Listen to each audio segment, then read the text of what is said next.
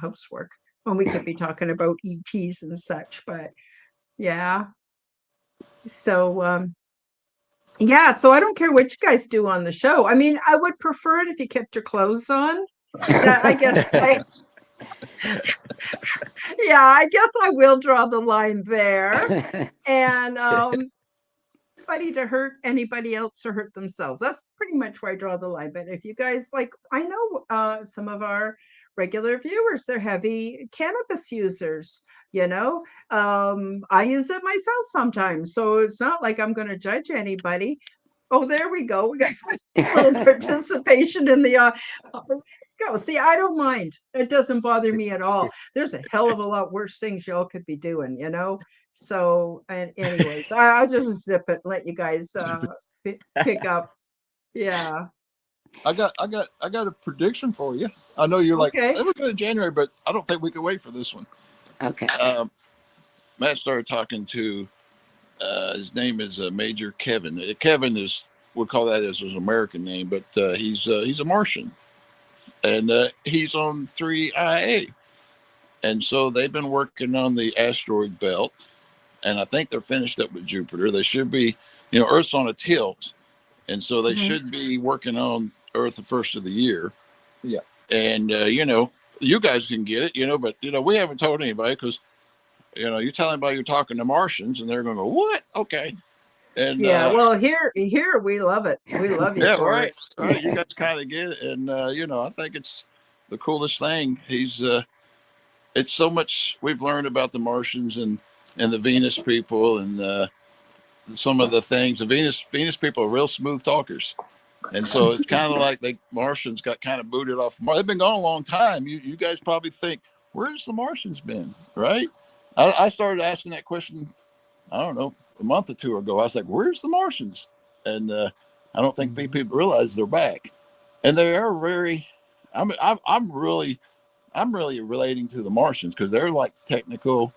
They like technology. They like the little ray guns. They're really cool, and they've come back and they've kind of working on a lot of stuff in our galaxy that's been unbalanced. I guess it was during Atlantis when the Earth kind of got tilted, which our heart alignment is off tilt, and that's why a lot of us are kind of off tilt as far as being aligned with our heart. And so there should be working on the Earth about the first of the year, getting it kind of back on tilt, back on, which that means you think about Gaia is wobbling. She's kind of got a crutch. And so they get her kind of straightened out. It might be, should see some more positive effects as far as people coming more from their heart. And so anyway, that was just something. Well, you want to say something? I'm looking at Matt. Yeah. Well, there's a lot of dissection of Martians being the warmongers.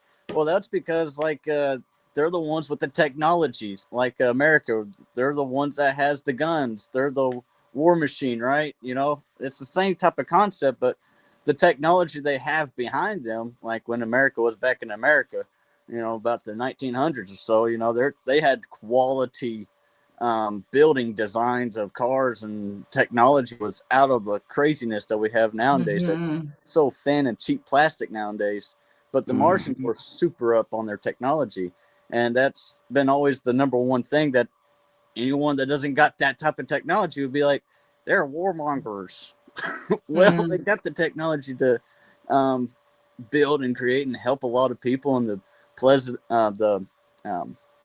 planets and such like that. So he's saying that he's been going through the asteroid belt. The asteroid belt's been needing a lot of work for some reason. So that's what I was getting from him. He's still kind of like working in the asteroid belt, He should be making it to Mars. So then before this December time period, and then January, sometime in the 1st to the sometime January, they should be making it here to Earth and try to figure out the baseline on how to fix Earth, if that makes sense. It does. Yeah. I have a question for you.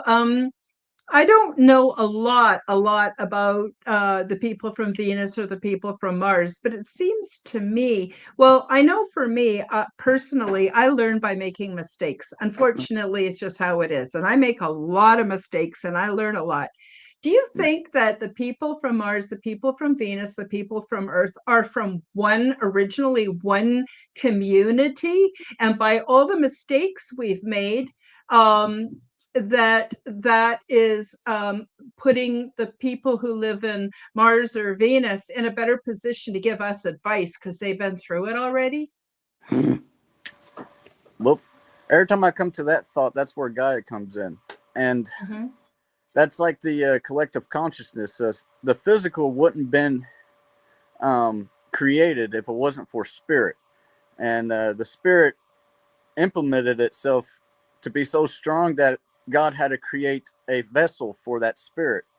And so that's the way I was seeing from Gaia, is that your spirit formed your physical. And that's how the beginning of consciousness grew, is through the spirit. So the energetic form of individual spark of lights come into this veil. You might become a dog, you might become a elephant, you might become a human or a Martian.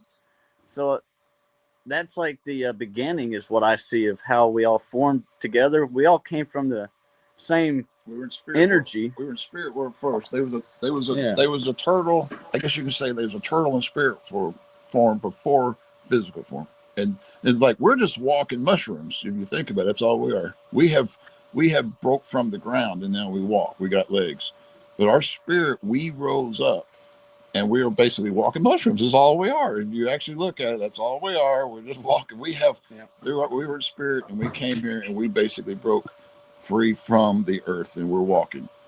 You know, and so that's fascinating.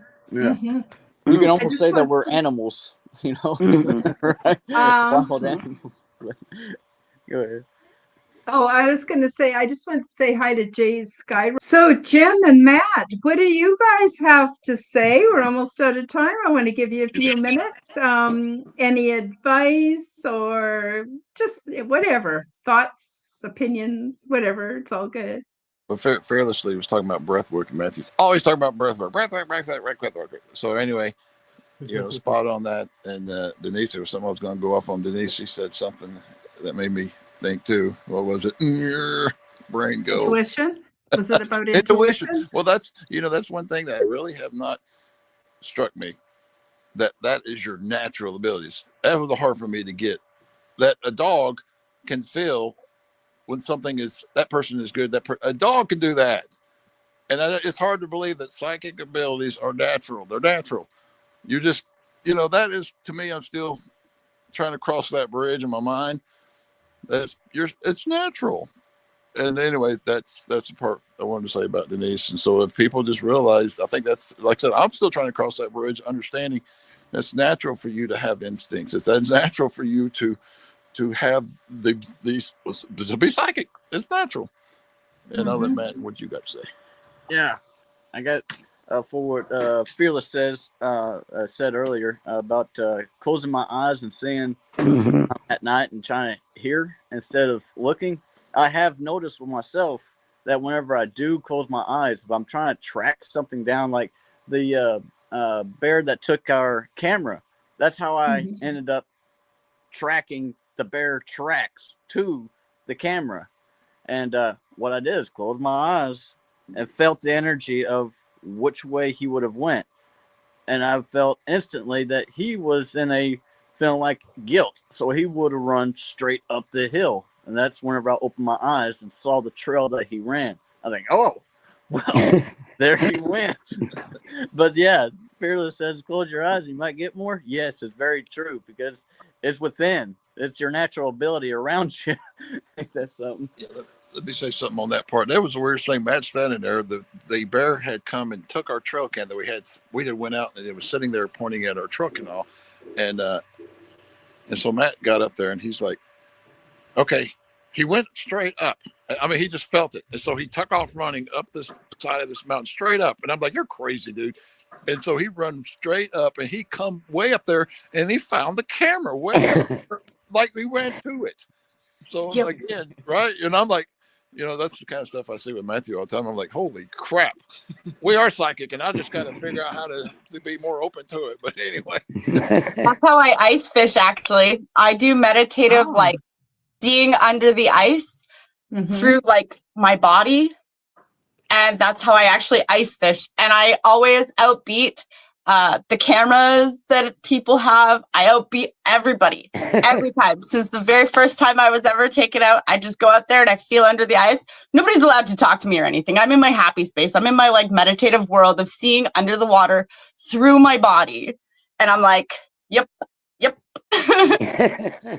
I love that. So that's so exciting. I'm so glad you do that. That's I'm awesome. going to try that. Thank you for That's saying it. it. Mhm. So